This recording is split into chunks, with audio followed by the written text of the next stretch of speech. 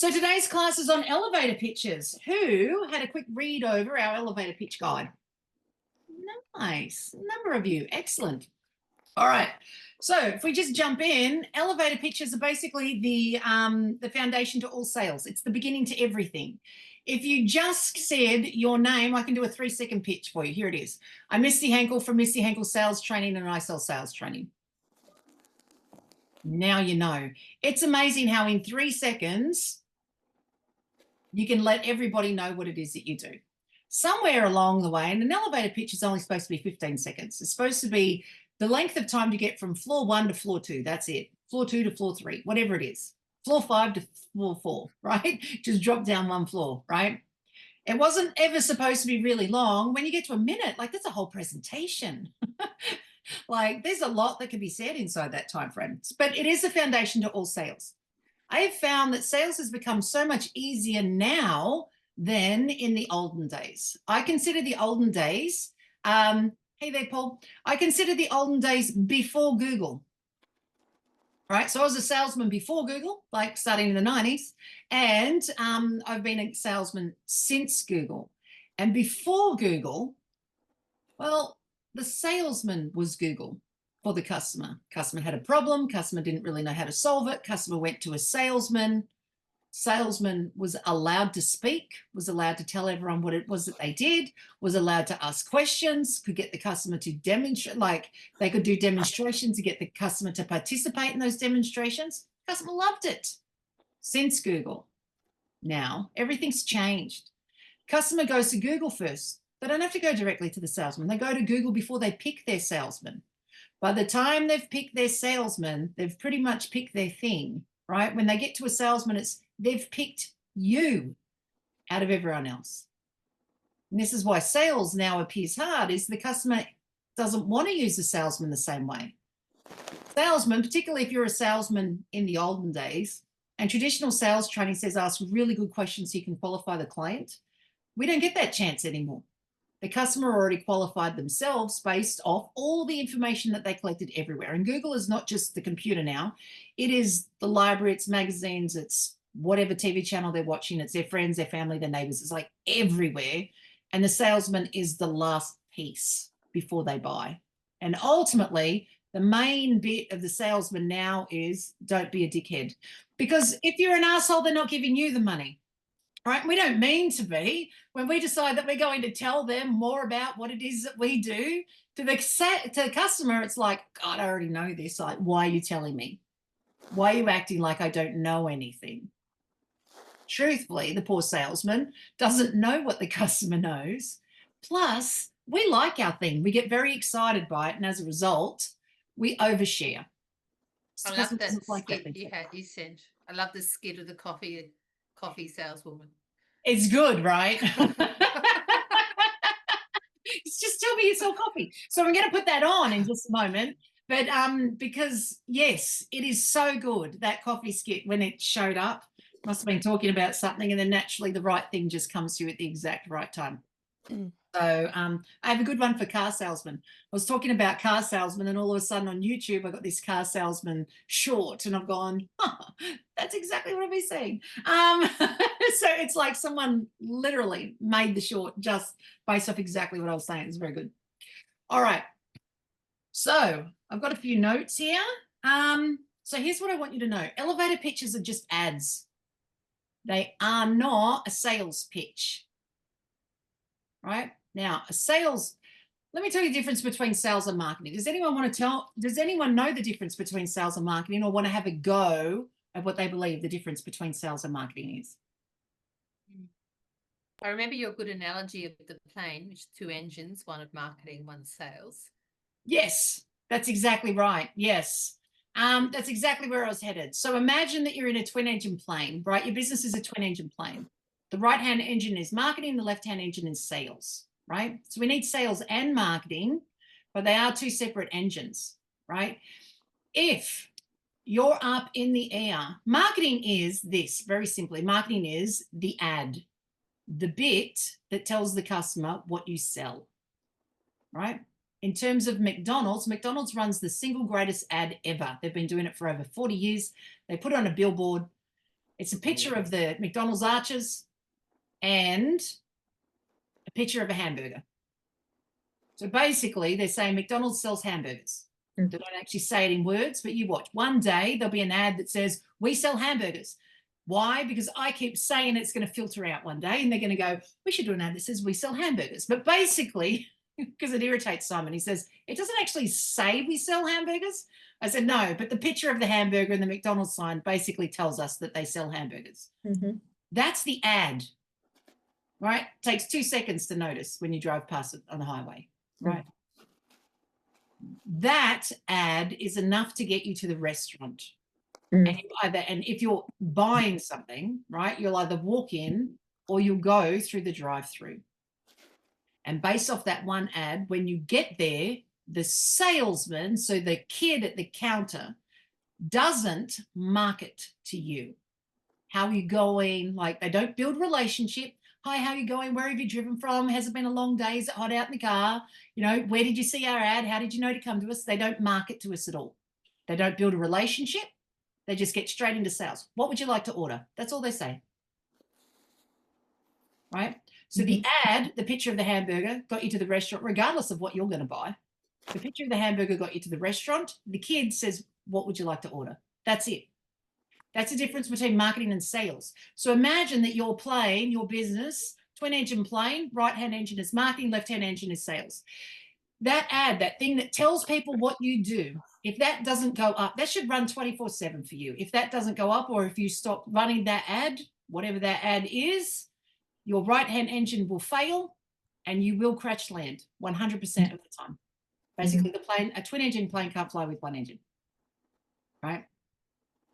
On the other side is if you've got that ad running 24/7 and you haven't learned how to say, what would you like to buy? What would you like to buy? Can I help you with that? Would you like it?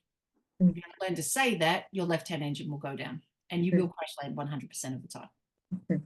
So you need both, but they're not the same thing. Now, here's where ads go all haywire. And I'll give life coaching as the most classic example.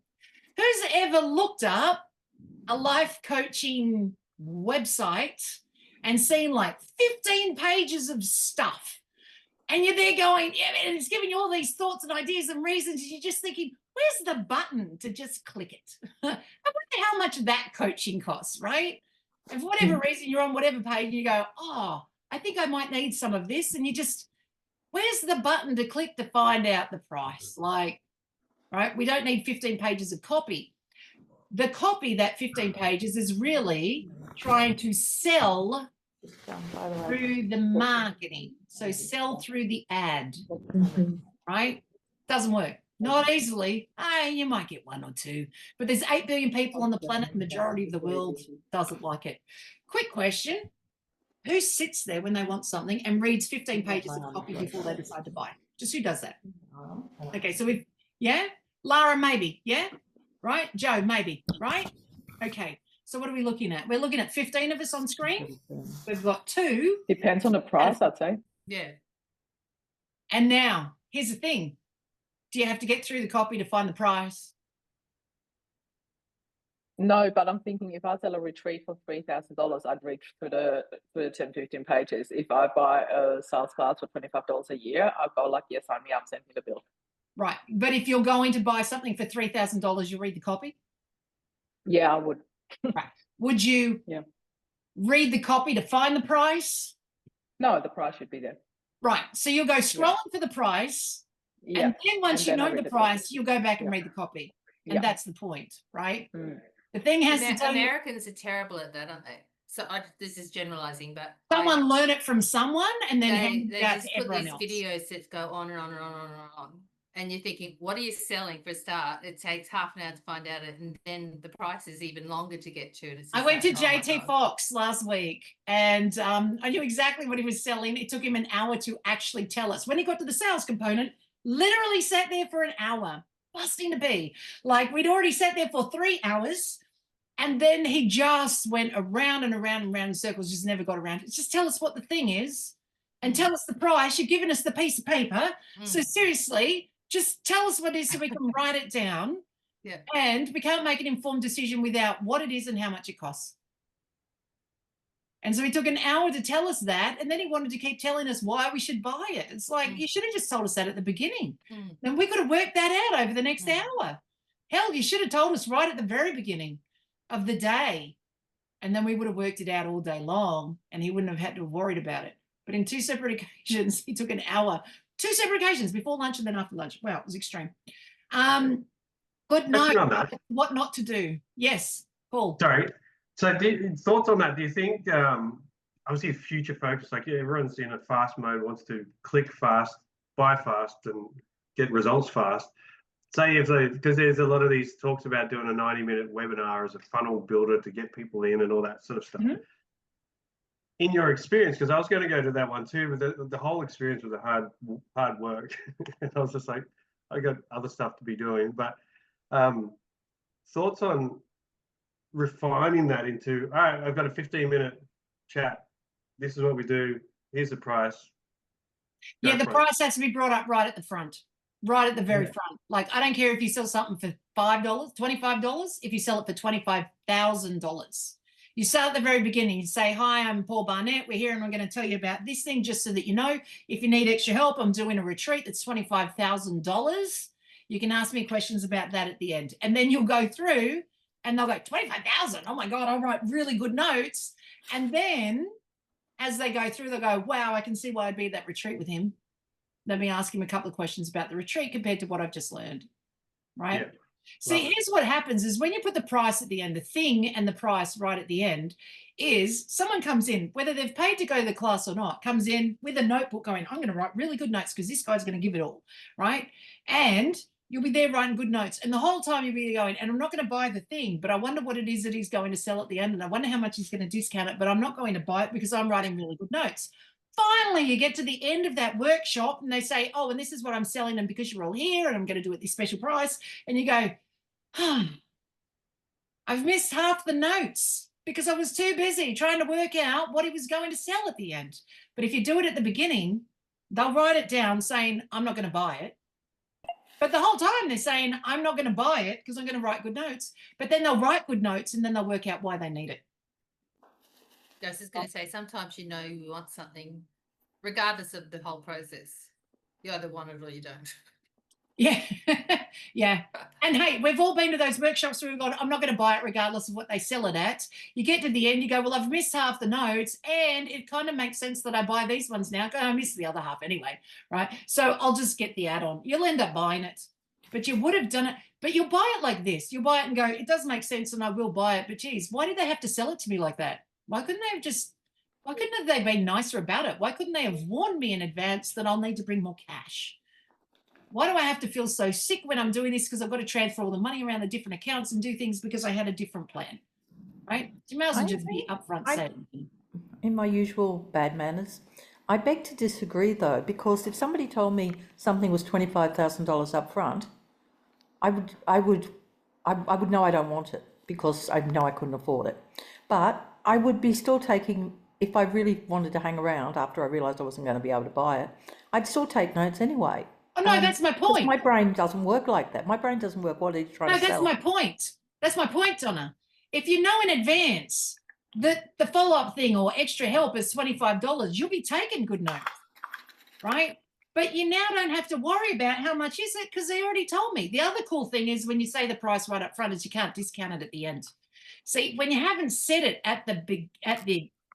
until the end, then you can't help it but discount it because now you feel like you need to give them something, which wasn't just the class. Roz, you got your hand up. My concern is by saying the price up front that then they'll just hang up and not listen to the rest of it. I agree. Right. So that's with a phone call. But Paul was asking in regards to a webinar or something. Okay. So it's different if it's a phone call. Yeah. Look, if you've signed up for a webinar and you've gone, oh, well, I wonder what this is. And the guy turns around, you know, like, let's say you signed up to this class, right? You're going, right, I'm going to learn about elevator pitches. And I came in and said, so just so that you know, I've been doing this for a long time. And if you want extra help, it's $25,000 and I will help you out over the course of an entire week. And we're going to go away on a cruise together, but that's all right. You can tell me about it after we've done it because I'm going to give you the notes. You probably don't need help. And you'll be there going, cool, because I'm not spending $25,000. And then over the next hour, as I do the lesson, you go, shit, I've just fallen in love with her. And I might want to spend a week with her because imagine what I'll get in a week, right? You'll do it to yourself if you know in advance. Joe, I'll come back to you in just a second. But just quick question, show of hands, who's ever done the grocery shopping before? Put your hand up. Yep. Who's ever gone to the grocery store to buy one thing? We'll call it milk, just one. And that's it. That's all you're buying, but left with a shopping bag full of stuff. Right? Here's how it happened. The stuff sat silently on the shelf with the price. And you, the customer, went and bought it. Why? Because it was so blatantly obvious to you, you couldn't help yourself. And then you justified it all the way home. Right? You resented having to pay $50 on the way out, but you had no one to blame but yourself because the items didn't actually speak to you. And that's what happens. And the items were selling to you the entire time. And how were they doing it? Because their price was sitting there. Here's the funny thing. If the price wasn't there, it wouldn't have sold to you. There's only like 3 items that I can come up with that you will buy it without the price. You'll complain, but you'll buy without the price. Petrol, you won't even complain. Some people look at the price, some people don't, but if you need fuel, you just get it, right? Is that in women's clothing stores too? They just put one item out in your size that everybody wears and says it's on sale only today and there's only one left? No, no, it's dog food and it's toilet paper. You'll be annoyed that the shop didn't, because it's right down the bottom, and you'll be annoyed that the ticket fell off and they're not good enough to do their job. But you won't blame the product, you'll blame the shop and you'll leave with it. And even if you know you've got enough money in your wallet, if the price isn't sitting there, it's a very rare person that will buy without a price sitting with the product on the supermarket shelf, even if you know you've got plenty of money to cover for it. It's a rare person, right? There's an exception to every rule, but basically that's how we buy. So if that's how we buy, then that's how I'm going to teach you how to sell. Stand there silently. After having said the price, the customer will do the rest. All of it, all by themselves. Joe, you've got your hand up. Yeah, I was just curious when you said before, when you give the price, even if it's a large ticket item, before you start your discussion about why you want to sell it to them or why they should buy it from you. Yep. Often I've been in these things where, you know, it's a long hour discussion and it seems to be a central part of it at the end is to offer a discount so that you're using time pressure to get people to sign up now, because if they sign up now, they're going to get it at a discounted price. Mm-hmm. Did you say that telling the price before you start explaining it all gives you the Means you opportunity can't to discount it. You You can't can't discount it. You can't And discount it now. would they, well, why can't, well, 2 questions. Why can't you discount it when you give the price first if they've waited for the whole hour to hear everything you've said? So here's the Why question. can't you discount it? And should you or shouldn't you? Okay, you should never discount. You should never discount because the discounted price now is the price on that day. That's the price. So the question becomes this: if you discount something and they know it, oh, well, it's this price, but for you today, it's going to be this price. The downside of that is you can't get referrals, right? Let's use Paul as the example because I know that Paul does breathing, like breath work, right? If Paul said it was $100 for a session, but for you today, since you're brand new in and you're all here today, I'll give it to you all for $70, right? And we get it and say, that's amazing. And then we go tell a friend, oh my God, you suffer from asthma, you should go see Paul. What's the first question the friend's going to ask? How much is it? How much is that? And what are you going to say? Well, I paid 70, but Normally, I think it's like 100. What's your friend going to say? Well, how much is he going to charge me? And you'll say, I don't know. How did you get it for 70? Well, I went to this class and he was doing it. Do I have to go to that class to get it for 70? I don't know. Will he just give it to me if I ask because you got it for 70? I don't know. Great. Now nobody can get, now Paul can't be referred, right? Because the price is now different and nobody, see, here it is. The price is part of the rules of the sale. If you change the rules of the sale, nobody knows how to buy it. Nobody knows how to refer their friends. Nobody knows how Paul's selling it. It's Then all it becomes hard confusing. work, right? Yeah, right. So if it's going to be that hard, well, then clearly the guy's going to be that hard to work with. Why bother? But truthfully, does it? Yep, Lara, I'll get to you in a second. I can see Joe's got a hand up as well. So, but truthfully, let's say Paul helps people with breathing, right? and any one of us, let's say any one of us was suffering from asthma. Does anyone suffer from asthma? Just a quick question. Does anyone suffer? All right, Joanne Brooks suffers from asthma. Joe, if you were suffering from asthma and desperately needed help from Paul on how to breathe better, do you need $30 or do you need to know how to breathe? Need to know how to breathe. Right. See, but see, here's the thing. Paul already knows how to breathe. He needs $30. Now, quick. Paul needs $30. There's no point Paul starving to death and therefore Joe dying because he can't teach anyone anymore. So he may as well keep the 30 and Joe can get the information, right? He can't sell more just because it happens to be less. You can only sell one thing at a time to one person at a time, right? So you're not selling more just because it was for less. And then the question becomes this: why are they buying it? Because they need it? Because they just like getting a discount. See, if you give out sticks and carrots to get someone, if you manipulate someone to buy your thing, then you don't know why they're buying it. But if you don't manipulate them, then you know exactly why they're buying, because they want it. All right, Joe, you've got your hand up. So Joe Brooks first. Yes, high ticket offer. It's been suggested to me that if people pay up front, that we will offer them. It's say it's $9,000, but if you want a payment plan, it's an extra $1,000. Your personal choice as to how you want to do that. But honestly, isn't that just a manipulation to get them to buy it all now? What if they don't have the money? Like, what if they really don't have the money? Well, then they're not my client. And they can do something. There you go, right? Part of, they can do the membership. There you go, right? It's an option. Yeah. Another way around it, right? If someone needs a payment plan, another way around it is, but you've got to mark the price up for everybody and then just allow someone to buy it that particular way, or just accept that you'll get you'll get charged more of a fee. But if your invoicing system is through Square, I know Square does it. I don't know about all the others, but I know Square does it. If you click a link, if you give them a link, they can buy it by paying with a credit card or paying on Afterpay. You'll get paid less whatever the fees are, right? And they'll pay it in like 4 installments or something. And you won't know the difference. You might be able to guess because you might have like this extra fee that's come out, right? So, you know, and then the question becomes, if you're a coach, you know, do you need the extra? Let's say it was a $300 fee. It was $9,000, but it was a $300 fee if they went through Afterpay, right? But it allowed the customer to get it now and you got paid immediately right now. And you're a coach. What are your overheads? Like none. So, you know, cop the fee and get paid immediately, right? Otherwise, you end up waiting a really long time to talk them into making those payments. And the payments might be there, but what if they only pay for 2 of them and they don't pay the rest? Now, what do? You just let it go, or do you argue it out, or like it's all just one big drama, right? But if they don't have the money, they don't have the money. Right?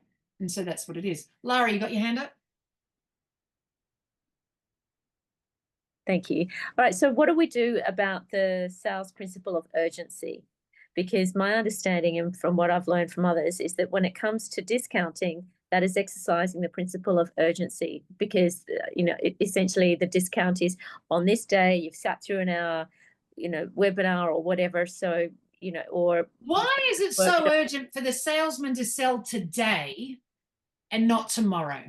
What is the salesman doing that they need all the cash and the customer today and not tomorrow? Well, okay, whether it's today or, you know, so I've seen other webinars where they'll say for the next 72 hours, you know, for you to sign up because we want action takers or whatever, we'll give you this discount. But after that, the enrollments or whatever are closing and you'll have to wait another 6 months or a year to join us. So it's kind of like an early bird. I'll tell you how it happens. I tell you how that, tell you how that urgency happens. That or not? No, I don't recommend it, right? So that's old school sales, right? Whereas new school sales, since Google, since these things, don't even worry about Google, these things, right? The old way of urgency was before these things, probably before mobile phones, when we had the handheld phone and we didn't have customer details, right? So basically, salesmen had to sell on the spot because we had no way of getting hold of the people again. You turn up to a thing, you don't really have their contact details, you don't know, So if they just turn up, you may not have their contact details. There is no follow-up system. So you have to sell everything right now because you can't guarantee them coming back. It's kind of like working in furniture. The ad got them into the store, but if you don't sell to them today, someone else will somewhere else, but it's not going to be you, right? You can give them a quote, but I'm telling you, the person that they hand that quote to, they're getting the sale, not you. So the urgency of getting the customer to make the sale, complete the sale, put a deposit on for the sale today is urgent. But since these things exist, if you're not in a furniture store, right, just standing around waiting for customers, if you're in charge of your customers, as we all are, then you don't need that urgent thing. JD Fox is terrible for follow-up, right? Because most salesmen are lazy. Yeah. They're lazy with follow-up. They say, I follow up all the time, but your follow-up is so bad because you didn't learn how to do it properly. You learnt the old school way. The old school way is just wondering if you had another think about the thing that we were talking about. Wow. Right? But in today's world, yeah, I did. And I also Googled it in 15 other spots and I found someone that was less of an asshole than you were. So, how do you answer that anyway? Like, I'm just wondering if you rethought about what we were thinking about, what we were chatting about. Of course they had. But that follow-up phone call says more about you, the salesman, than it does you looking after the customer. It's the same if, let's say, I'll pick someone in wellness, like if someone here is in wellness and said, I'll pick Roz as an example. Roz does mediation. Let's say wife calls up and says, I'm arguing with my husband, we're not getting along, and maybe we're going to get divorced. And I thought maybe some mediation, but I don't know that he wants to do it and tell me the price and tell me everything, right? If Roz says, and then I turn around and leave and said, all right, I've got all the information, I'll get back to you. Now, if Roz finished that conversation, which is the old school way of selling, must end with a call to action, right? We don't need call to actions now. Why? Because we've got these things, right? If I'm talking to Roz, she knows how to get hold of me. I'm sitting here on her phone, right? So we don't need call to actions, right? So a call to action in today's world would be Roz turning around saying, would it be all right? Then I know you don't want this just yet. Would it be all right for calling you about 3 weeks? So make sure that you're okay. Now, Roz means that with much love, but actually it says more about Roz wanting the sale than it does about Roz looking after the customer to see if she's actually okay. Because here's the thing. If she wants to check on the customer to see if the customer is okay, she doesn't need to ask permission. She can just decide out of the blue, I'm just calling you to make sure that you're okay. Yeah. We had a conversation 3 weeks ago. You weren't doing so well, not really interested in whether or not you would mediation. However, you seem quite stressed and I just wanted to check on you, want to make sure that somebody is, because based off our conversation, I'm not sure that family members are paying much attention.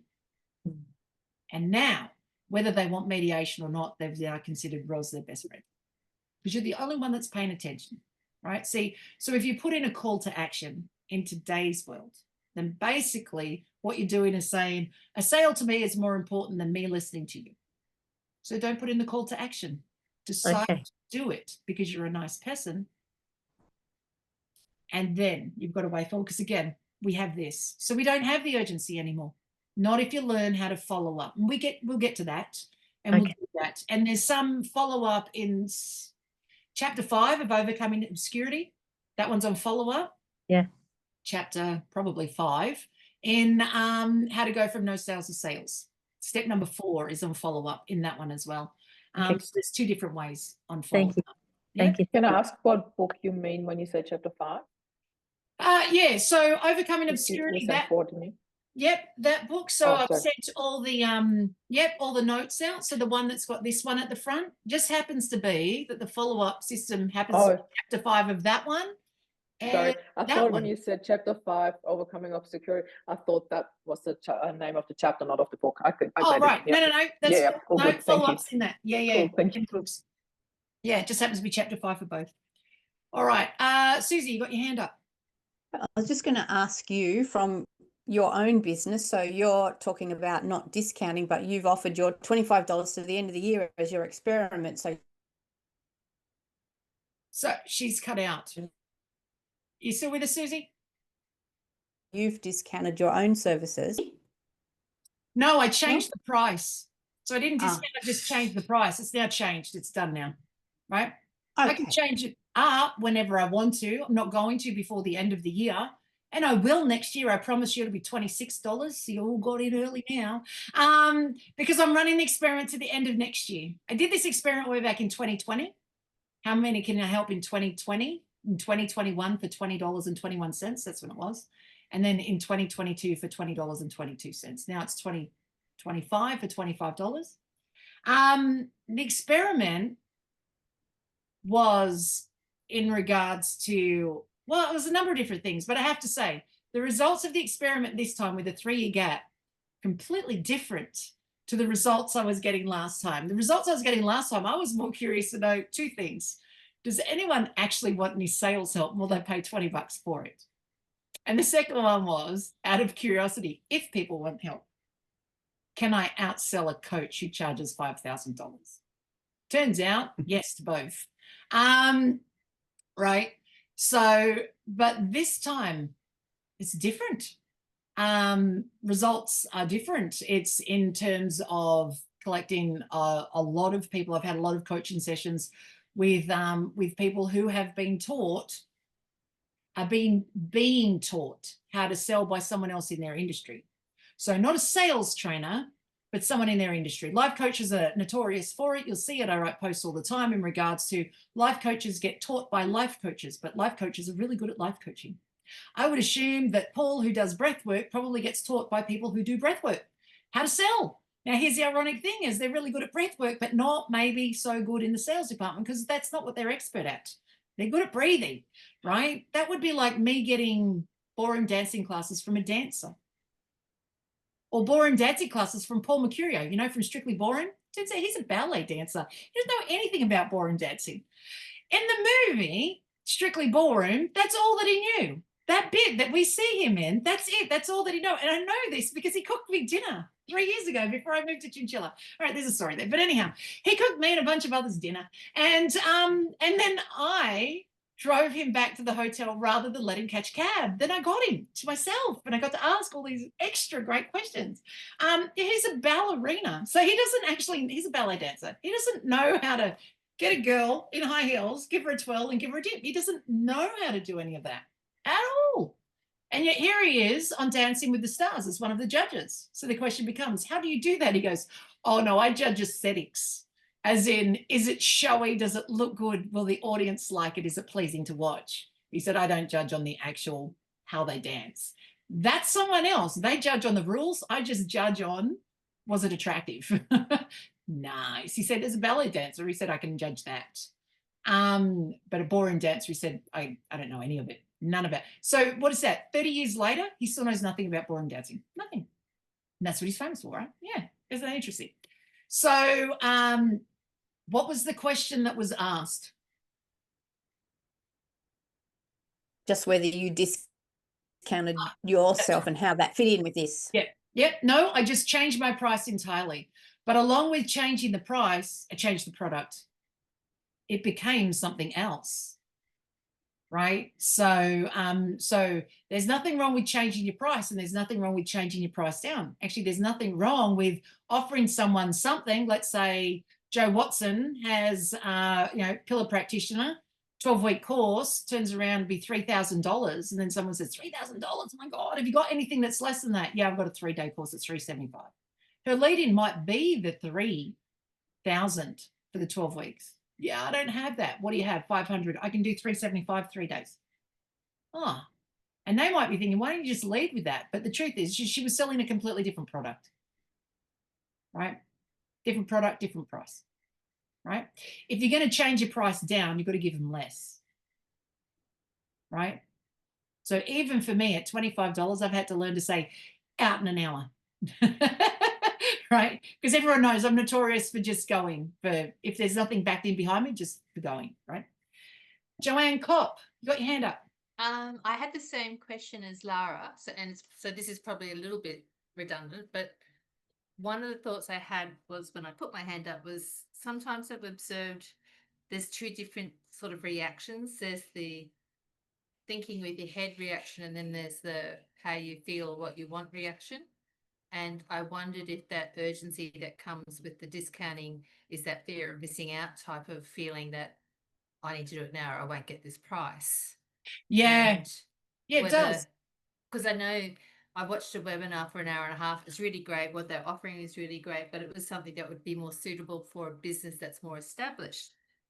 And it's hard, like I wanted it. I knew it would be useful, but my head was saying, well, why would you, learn to crawl before you learn to crawl before you run.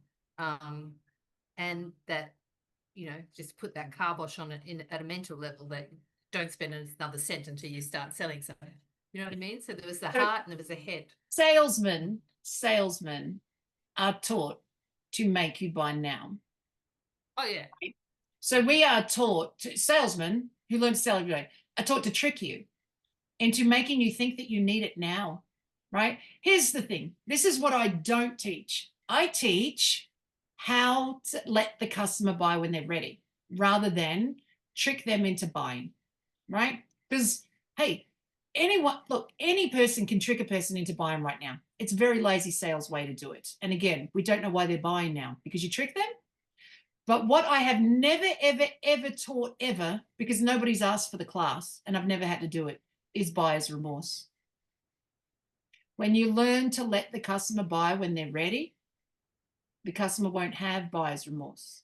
They might blame themselves for buying it, but they won't blame you. And buyer's remorse is when they blame the salesman, right? So think of the times that you bought something at a webinar or at a course because, you know what, I really should get it and it's the right thing. And you know you bought the right thing and it was the right thing to do. But the icky feeling you have in your stomach because you had to change money around and you weren't kind of prepared for it and you were planning on doing something else is like, really? Like you leave going, it was the best course that I ever bought, but seriously, I just didn't like the way that they sold it to me. So you will have buyer's remorse. Yeah. Lara. Yeah, I've had that come up for me a couple of times. And what I've found is that it can be the right product or the right program, but it's the wrong time.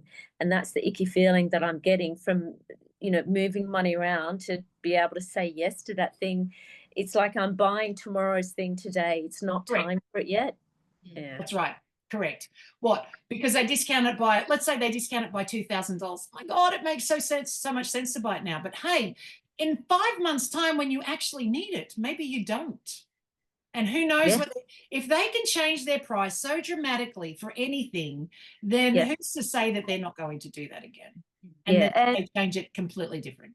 Yeah, or that the environment and circumstances are going to change because, like even just in the last 6 months, AI has, come up and it's come to the forefront and it's, evolving rapidly such that we're using it for different things today than we would have originally. So that's going to have an impact as well. So yeah, I'm learning more and more as I stay in business, the value of pausing and waiting because sometimes absolutely we don't buy everything today. Absolutely. Paul, I'm going to get to you in just a second, but I'm just going to just mention this. Over the last few weeks, we've been doing classes, right? Just think what was in the first week, we did the sales game plan. And the question became, what's your expectation? What are you looking to achieve? Joe Watson, in that, when I asked the question, how many people do you want to help this year? What's your answer? Or how many sales do you want this year? What's your answer?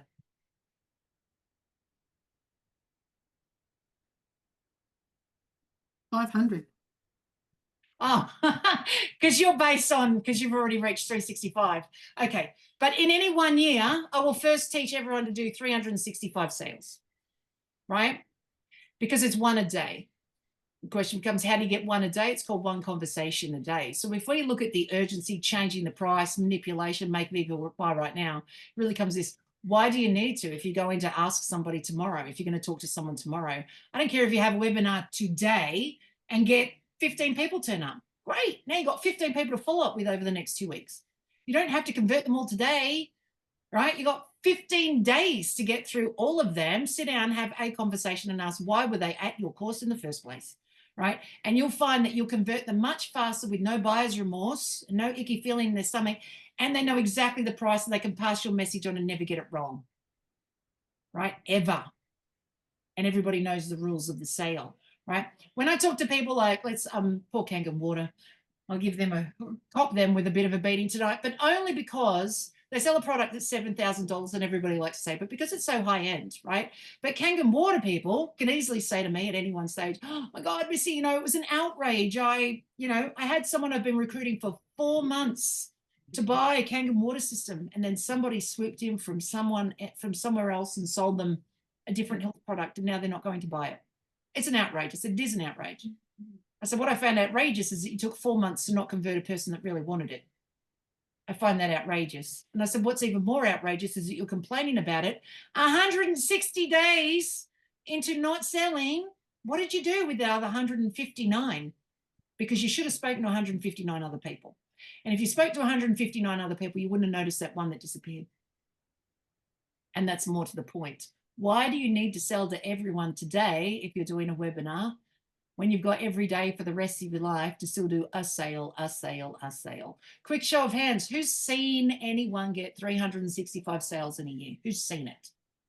Right? I have, because I run a group on that. And Lara's seen it because she's seen me do it, right? I think I'm up to 425, right? So, but other than that, have you been in any networking group where you've seen anyone make that many sales? 365 sounds a lot. Quick show of hands. Does it sound like a lot? Does it sound like a lot of sales, a lot of customers, right? It sounds like a lot, right? But it's actually only one a day. It's one conversation a day. And we have conversations all the time. Just usually about, I don't know, stuff, right? It actually turns out to be not much talking when you practice doing it every day. It's amazing how the sales crop up. Joe Watson's in my leadership group, right? So Joe every week says, oh, I did this, or I didn't do this, I didn't do this, I didn't do this, I didn't do this, I didn't do this. And today I said, right, tell me exactly what your goal is. She goes 365 and tell me exactly what you got for the year. She says, I'll be back. She comes back like seriously 20 minutes later and she said, oh, holy crap, I've done 350. She's been saying, and she's still 60 days to go. And she's been saying, I've really done nothing. I've really done nothing. I've really done nothing. And it turns out she's done way more. She just was adding it up wrong. Because one a day isn't very much over the course of a week. You know, sometimes you get 2 in a day, you might get 10 one week, another week you might get 2. It seems like nothing, but over the course of the whole year, which we're at week 43, it's a lot. A lot of days have passed, and it turns out Joe was way in front. Paul, you had your hand up. I think it's more just an acknowledgement of what you're saying. It's the going into chipping away at people, but also sitting back and waiting for the time, consistency. Because I remember the first time I ended up doing a coaching course 20 odd years ago, it took me 3 years to be ready. But the salesperson, the lady who was working in the company, she would call up every now and then and go, hey, how you doing? And just the casual chat. 3 years down, I was like, because this was before Google.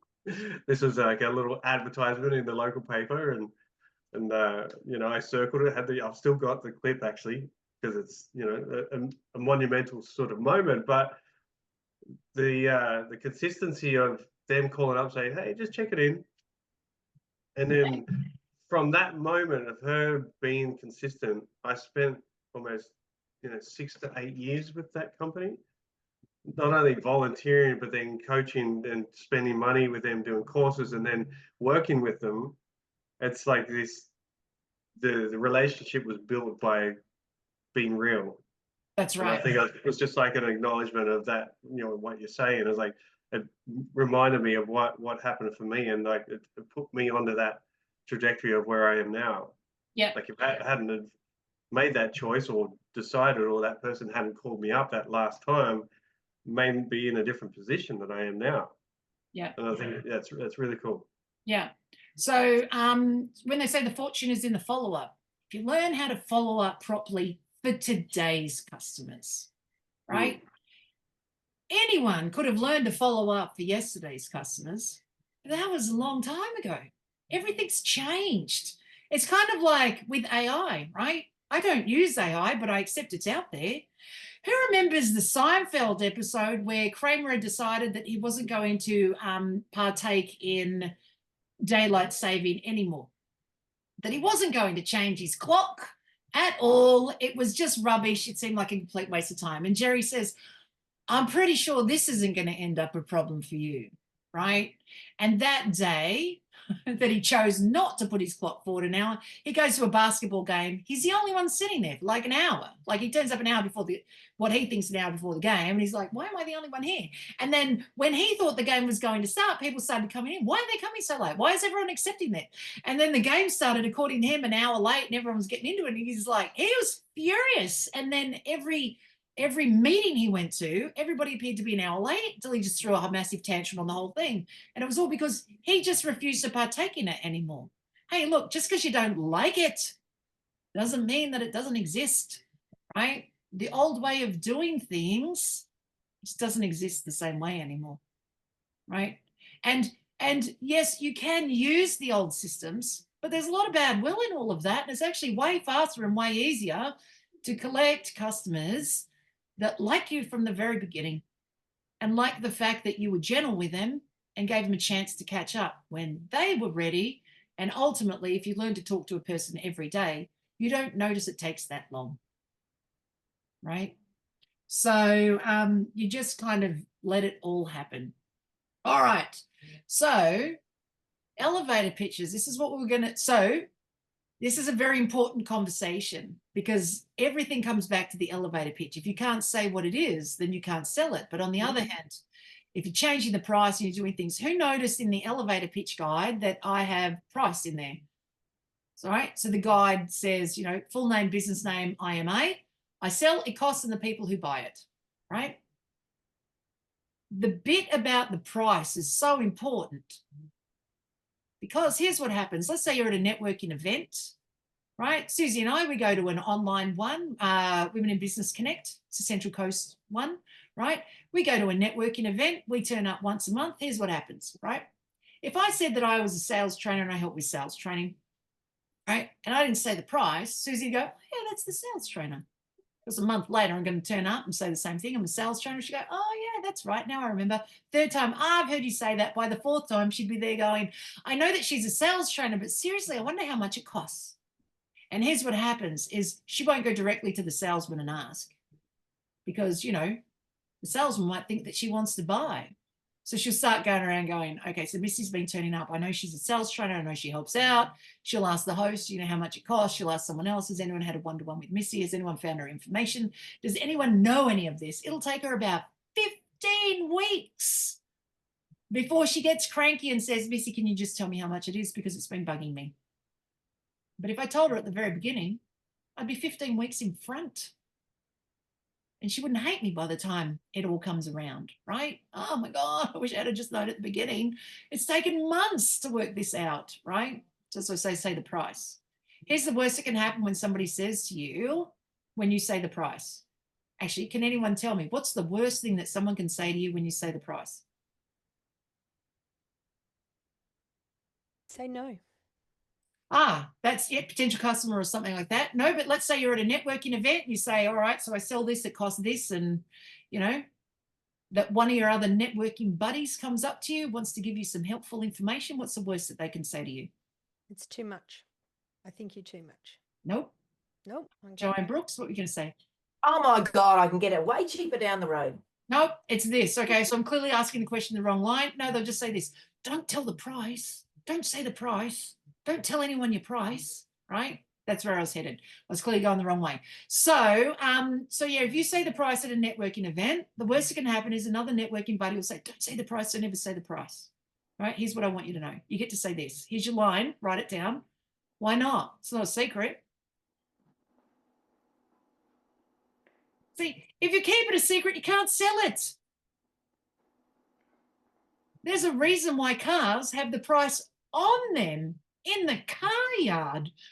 I mean, car salesmen have to sell 40 cars a month. That's 2 a day, every day. That's their job.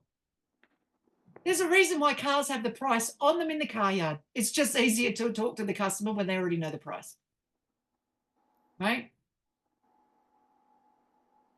So just tell them the price. And it's not a secret. Quick question. Whose price is a secret? Does anyone have a secret for their price? Does anyone feel that the customer needs to know about their products and services and all the features and benefits before they buy? Good, because they don't. You'll come up with someone, Lara, I'll ask you in a second, but you'll come up with someone who says, you'll ask them, what's your price? Oh, so I don't like to give out my price because I have to tell people about it first. You'll start to look at them and go, what a toolbox. Like, I'm not even looking to buy it. I just wanted to know, like, what's the going rate for that? I met a guy, it was so cool what he does. He goes into workplaces and teaches the staff how to play Minecraft so that then they learn how to get along with each other because they have to build a world, right? And someone's going to build the swimming pool and someone's building the car park and someone's building the shopping center, you know, like the supermarket or the grocery store. But they have to then find out, you know, where do you think we should have it? And should there be trees around? And right, so they have to learn to get along. What's the going rate for that? He goes, oh, well, you know, I can't just tell you that. Why not? Because, I mean, you may not understand the price of the product. No, I've already got it, like locked away, right? So my dad has trouble sometimes. I said, so, you know, I'd like to tell him about it. He goes, well, I'll speak to your dad about it and the price. Yeah, my dad couldn't care less about talking to you. You'll think you're a dickhead. But if I went in and told him, you know, I found something for you guys, Dad, it'll cost about this, he's going to say to me, fuck off, I'll never spend that. Okay, my dad may not say that word, but, you know, basically that's what it'll imply, right? Piss off, I'll never spend that. That's his word. But then every time I think of it, I'll say, you know, Dad, that would help, that would help, that would help. My dad would end up working it out. So no, you don't need to speak to my dad. He'll call you an idiot. So, but yeah, the guy to this day, I thought he was really cool, except he couldn't say the price, so he can't be recommended to a single person. I had to automatically dump his name out of my thing. I can talk about him, but I don't know who it is now. No point me remembering. The guy was too hard to work with. Way too hard. Lara, you got your hand up. Yeah, thank you. I had a query because I've got, for me, I've gone ahead and I've structured 8 levels of service where people can engage with me, and they vary in price from 27 to 12,500. So I'm guessing that initially that I would mention to them, like I mentioned earlier to you, just starting with a $97 3-week challenge, because it's a low entry, low barrier price, that it's safer to start there. Actually, Lara, it's really not about the low entry. Okay. Right? It's really about what you think they need in order to get going. If history tells you that everybody ends up buying the $2,000 one, then you say it starts at $2,000. Yeah. Right? And then someone can say to you, $2,000? I don't know that I want to spend $2,000 to put together all of, these awards. That's okay. Listen to them. They'll say, do you have anything that's less? Hey, I've got a $97 thing where for 3 days we get into a challenge and we go through and we write a thing up a little bit. Oh, I'll give that a go. Yeah. Because truthfully, they don't know if they want an award. So you have to pick the one that you like the most, or your starting price one. Okay. All right. That makes sense. Yeah. Because it comes down to, in your elevator pitch, it comes down to who buys it, right? Yeah. Because let's say you pick the one that's $2,000. The question becomes, who buys the $2,000 one? Yeah. Someone who's brand new, just starting with awards, or has been doing awards for the last couple of years and failed to win and now really wants to, because that's who buys it, right? The $97 is a person who thinks they want to look into awards but doesn't really understand the process. That's going to be the person who buys it for $97 is that one who wants to start looking into awards. $5,000, right? People who buy it for $5,000 is, you'll have an answer for it. We're going to go through it over the next few weeks. But there will be its own separate answer who buys at $5,000. It could be the boss for 3 staff. Yeah. What it is, right? I'm just making it up. But see how suddenly the person who buys it is different according to the product that you're selling. Yeah, that makes sense. Right? Yeah. So it's just a starting price. So you can just do start at. So if you've got multiple products, you just pick the one that you like the most, the one that you feel is the one. And again, I'll just use Paul as the example. If Paul did breath work for people who suffered from asthma and history, and I asked Paul, so how many breath sessions do I need to go if I was really bad with asthma, right? Paul, I won't allow him to say, well, it depends. No, it doesn't. History's going to say there's going to be a minimum amount to make sure that that person can cope moving forward. Yeah. And it might be a minimum amount of 6 sessions to a week for 3 weeks. And it might be that it costs $600. Now, let's say my kid suffered and I didn't have $600, but if I know the answer, I can now work my way towards helping him. Yeah. Right? And helping my kid out if I know what it is. I can't work it out if I don't have the answers that I need. And if I have to keep looking for the answers and Paul doesn't give them to me simply, I'll find someone else who does. Yeah, makes sense. Or Cool. my kid will die. It's one or the other in the process of looking. But history says there's something. Now, I could say to Paul, I don't have $600 to help him. Paul might say, go to YouTube and look up a few things while you save it up. Mm.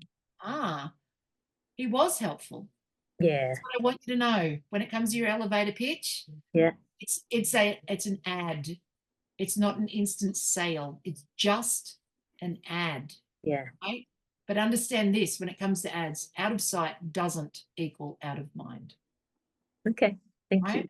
And that's what I want you to have as your take home today, is your elevator pitch is just an ad.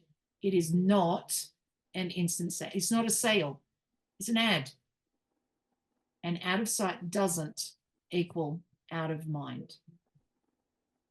Now, Nicole, I can see you thinking about this. So I know we're 3 minutes over, but I'll give you the story that goes with it. All right. Here's how I know it doesn't equal out of mind. Who here likes chocolate? Put your hand up. All right, great. Then you'll get this. Right. Now, I'm a huge fan of chocolate. Here's what happens. Sometimes I have to go to the supermarket to buy one thing. We'll call it milk. And actually, sometimes I do have to just go in to buy milk. And I'm not buying anything else, right? Definitely not buying chocolate, but I'm not buying anything else. But of course, naturally, I do have to get to the milk aisle. I may as well go down the chocolate aisle. I'm a little curious to know, does Cadbury's have any new chocolate out? But I'm not buying any, and Cadbury's isn't on special this week anyway. It's now at $8. So I know I'm not buying any. Oh my God, they've got chocolate with orange cream and chocolate biscuit pieces. Sounds amazing, but it's $8. I'm not buying that. I'll go get the milk. So here's what I'll do is I'll go get the milk and I'll walk back down past the chocolate again, just to make sure that they didn't change the price while I walk past, which they haven't. Now, if it's on a Tuesday, I know that Tuesday, they change all the prices for Wednesday. So if it's $8 on Tuesday, good chance it's going to be $4, $4 or $5 come the next day, Wednesday, right? So here's what happens is I choose not to buy it because I didn't want it right now, and I'm not spending that much money on it. And then on the way home, when it's out of sight, I'll be there going, I wonder what that tastes like. That'd be so good. Now, I would get it, but I'm not going to share with the boys. Actually, and then I'm thinking about it when I get home and I'm having a cup of tea and I'm thinking, that chocolate probably would have been really good with a cup of tea. I wonder how good it would have been with a cup of tea. If I got it, I could have got it and shared it with the boys this afternoon, and then we could have made an informed decision as to how good it is. And then on the way to picking the boys up from school, I go past the supermarket and buy 2 blocks, now spending $16. Because out of sight isn't out of mind. I just noticed every opportunity that I could have it and then create an experience around it. And now all of a sudden I've spent $16 on something I was prepared to spend $4 on that I didn't want at the moment because it's like 37 degrees out. It's going to be melted before I get home. So, but see that? Out of sight doesn't equal out of mind. Who's experienced that, by the way? But you can't stop thinking about it once it's got, yeah, right? And notice the chocolate didn't give me a call to action. It silently let me pass, almost with a thought that said, I'll be here waiting for you whenever you're ready. And yet I still couldn't stop thinking about it. So it didn't give me a call to action. And I still did it all by myself.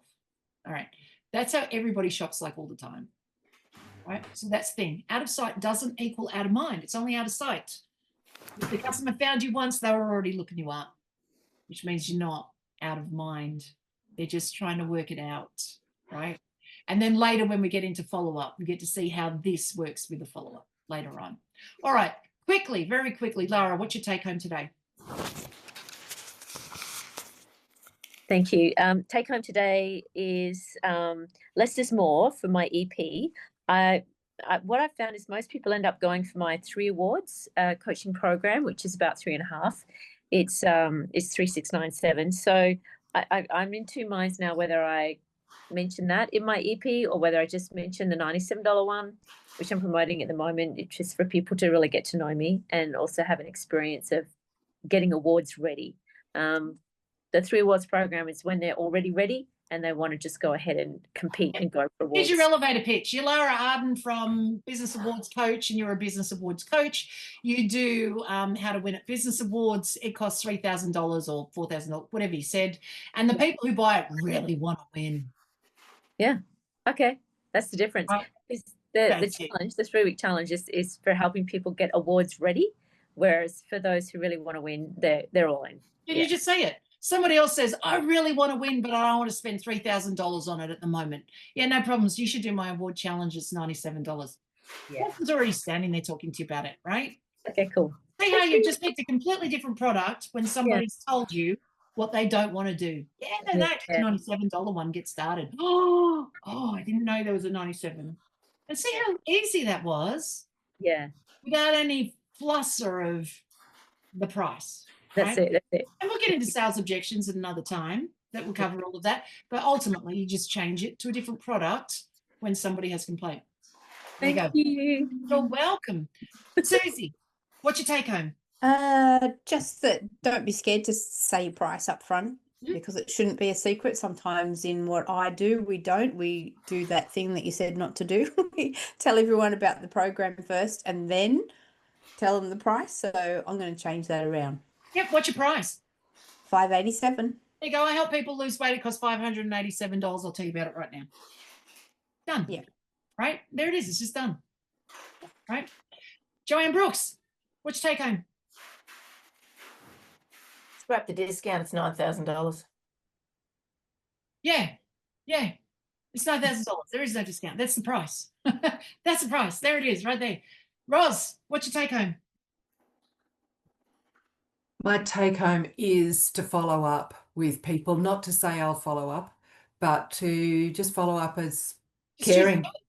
Yeah. I was just curious to see how you were going. After our conversation, I was concerned about you. So yeah. Love that. Oh, hey, I'm just checking in. We talked 3 weeks ago. I'm just checking in. Are you having a good day? Actually, I'm having a shitty day. Oh my God. We should get online. You should tell me more about it. Grab a cup of tea. Like, there it is. It's right there, right? Okay, no worries. Yeah. All right. Marie, what's your take home? No more discount. Put my price on the website and follow up. Yep. Nice. Nicole, what's your take home? That I love this authentic selling. Nice week. Because I've been screwed and then gone, my God, I've just been NLP'd all weekend and, you know, I bought it, but you know what I mean? So it's like, and then you're going, yeah, but you've got buyer's remorse. Did you really hate them for the way that they did it? I did. And then I Didn't hate them for how they did distrust. it. Yeah. Then there's the distrust and I don't want to sell like that. And yeah, I want, you know, you're so right. It's not out of sight, out of mind, because you can walk into a shop, see a really lovely top, not have the money there, not have the time to do it, but you'll go home and you really want that top. You're going back to get You'll that make top. a special trip. I should have just done it while I was there. Why do I not know That's to do right. this, right? You know, but if you're looking for what most of our services are, they're looking for that. So it's going to be in their mind, oh, she was really nice. I really liked talking to her and there was no pressure. And it's like, yeah, buy me, sign me up now. Yeah. So I'm like, yeah, thank you. Write this down. It'll show up in a lot of classes. The nicest person in the room gets the sale. Right? Or the nicest person in the room gets the money. It's that simple. It doesn't have to be today. No. No. Look, if you're going to talk to one person every single day, you can't cope with all of them at once anyway. Right? No. So you can talk to a person every day. You only need one sale a day. Yeah. Right?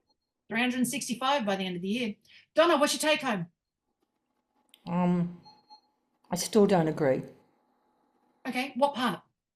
And the pricing thing, because if someone told me the product was $25,000, I know I don't have $25,000, so I'm just not going to waste their time and my time and walk away.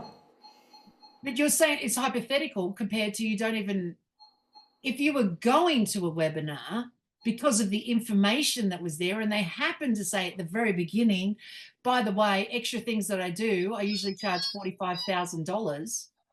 You were already going to the webinar. But I went to the webinar because I thought I'd get some information, and 90% of the webinars I go to are a total waste of time. Okay, but that's a completely different product, right? That's a completely different problem. Is that somebody did a webinar poorly, and there's plenty of salesmen that do webinars poorly. If you go to a webinar, whether they were selling something or not, if they did the webinar poorly, it was a waste of time anyway, right? But let me ask you this. You went to uni, correct? You went to university? Yeah. Yep. You paid the fee, whatever it was? Yeah, I paid HEX, yeah, like the rest of us. Yep. See? So we all do pay for stuff. Depends on what it is that we want. And it depends on the information that we want, right? Some things we pay for, some things we don't. So, yep, it's fine. You can disagree, but hypothetically, if you signed up to go to a webinar expecting a certain amount of information, and if the person at the very beginning said, hey, this is my background and this is what I on-sell at the end, but I'm going to teach you this thing here, you'd probably stay for the learning because that's what you were after. And along the way, if you happen to think, oh my God, that person is really nice and I think I need the extra stuff, you'll make an informed decision. But there's no pressure. And if you don't need it, you won't do it. That's the point. If they say it at the very beginning and there's no pressure, you'll find it very easy to stay to the But client. it's put the pressure on at the very beginning. As soon as they've said it's X number of dollars and it's outside of my ability to buy and pay, then my brain's turned off because it's just wasting everybody's time. I'll have to test it out at the next class, Donna, I'll come in and then I'll just start like that. Okay, great. So I'm going to run this sales class. This is what it's on today. By the way, if you want extra help with me, a whole week, all to yourself, $25,000. And today we're going to do this class and we'll see if you stay or not. Yeah, but then I know you and I know you're bull dusting and testing me. Not necessarily. So, but it's not to say that I don't charge it or I won't charge it. If someone put their hand up and said, I'll take it, then I'll be like, shit, better write them an invoice. You'll have to come out to my house. Or I might have to go down there, right? It's in the delivery. It's all about the delivery, Donna. So the point, though, in regards to saying the price is salesmen today should be saying the price early and upfront. And hey, if that's what happens, if you go, oh, well, you've priced me out, I don't want your information anymore. Well, hey, that's perfect for you and for them. You don't need the information from someone you don't want the information from. So don't worry about it, right? But it goes the other way. If you turn around and tell people your price is early and upfront, the right people stay. And the wrong people leave. It's perfect. And if people say no, you can always turn it around and offer something smaller, like with what Lara did. Yeah, but why have people stay at your webinar if they have absolutely no interest in what you're doing? Why have them there? So it filters out the right people and it filters in the right people. So it all works out in the end. And if nobody stays, you get an early mark. That's right. But it all comes out. At least you're not wasting your time with no one one going to people buy. signed up and nobody turned up, then I'll teach you how to follow up. Because something happened to them, but they did want you or they wouldn't have signed up. Right? They wanted something. And then, but I'll run a class on that. We'll get there to that. How to follow up with the people. In fact, the people who don't turn up are easier sales than the ones that turn up. Far easier to sell to the ones who never turned up. Different class though, so I'm not going to get into it. Joe Kopp, what's your take home? I like the Seinfeld example. Yeah, that's right.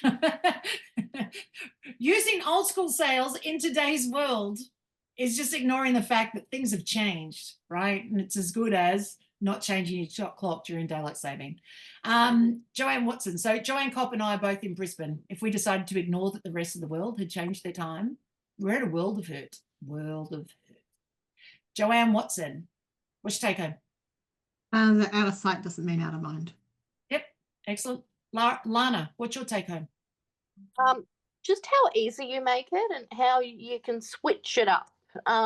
If something doesn't work, you can keep playing with it, and just less is more. And Yep, the elevator pitch guide, because it's all about keep it really simple. I mean, the little skit there, which is just lead with the headline, because The guide is all about keep it really simple, Lana. That's exactly how I can switch it up. That's why so I've easily. told 2 massive projects today with my eyes closed. Nice, right? Because you just learn how to just keep it really simple. Just stick to the headlines, keep it really simple, be quiet, let the customer do the work, right? And the customer will do all the work. They found you for a reason. Alicia, what's your take home? My take home is to offer an afterpay option. That was just such a light bulb moment for me.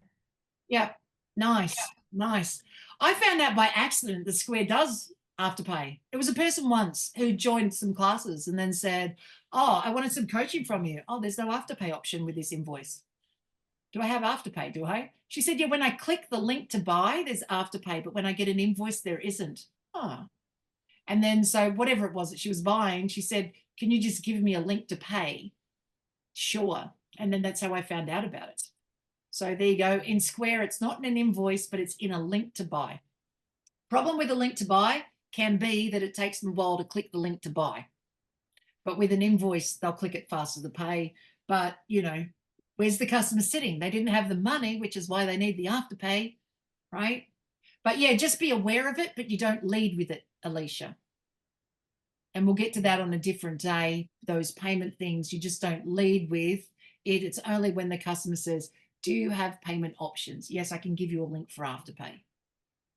But they have to ask. You don't lead with it, right?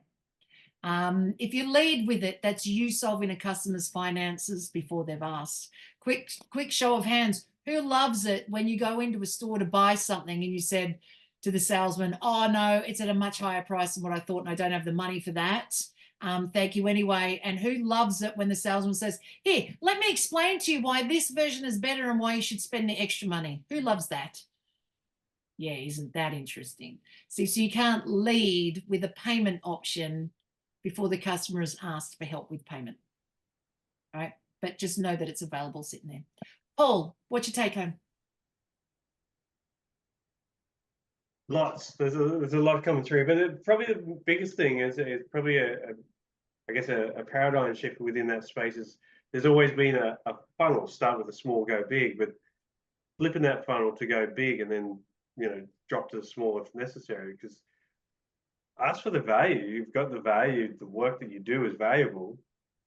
And too many of us are sitting in that, oh, no, we shouldn't ask for that price.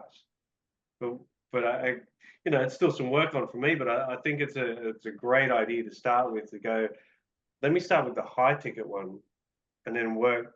If that's a challenge for you, then there is this other $97 one. Then let's go from there. So I'm going to change it just a little bit for you. It's not even a matter of going for the high one and then ending up going low. It's going for the one that you believe is the right one. Yeah, exactly. Or your favorite one, or the one that majority of people buy to start with.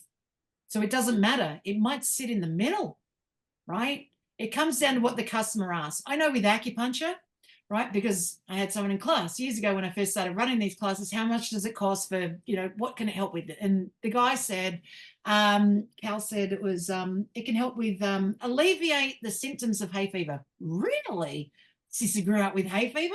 That's a big one. So I said, so how much is that? And he said, well, it's $100, you know, $120 for the first session. But then, you know, then once you've been for 2 sessions, then it's $100 and it's $80 and it's this and this. Oh my God, how many sessions do I need? Well, it depends. No, it doesn't. History says there's something in there that you've seen the same thing happen over and over and over. And I said, so what does history say? He said, honestly? Yes, honestly. He said, 16 sessions in 8 weeks. I said, I'll do the maths. So I said, we're looking at $1,600. He goes, I know. Don't worry about you flinching. It's for the customer to decide. He goes, customer doesn't want to do it. And then the customer has to walk from, like, they have to pay for car parking and then they have to walk over and, oh, stop creating trouble for the customer. If the customer doesn't want hay fever anymore, they'll work it out.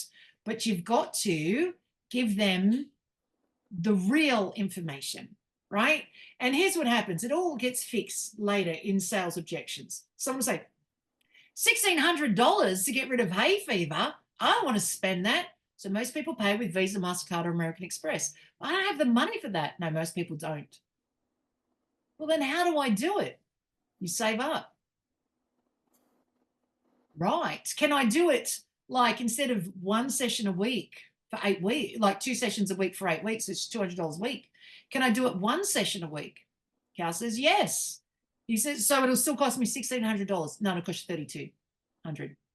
Why? Because when you space it that far apart, you need double the treatment. Oh, do you reckon I could get it done in 25?